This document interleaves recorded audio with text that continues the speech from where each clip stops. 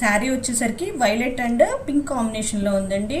ఇదిగోండి పికాక్స్ డిజైన్లా వచ్చింది మొత్తం అంతా కూడా. శారీ అంతా కూడా బుటీస్లా వచ్చాయి. బార్డర్ వచ్చేసరికి హెవీ బార్డర్ వచ్చింది. చాలా లైట్ వెయిట్గా ఉందండి శారీ, చాలా బాగుంది. ఈ శారీ వచ్చేసరికి గోలి హ్యాండ్లూమ్స్ అండి తీసుకున్నది. దీని ప్రైస్ వచ్చేసరికి 14,800 అండి. దీని బ్లౌజ్ వచ్చేసి పింక్ కలర్లో ఇచ్చారు.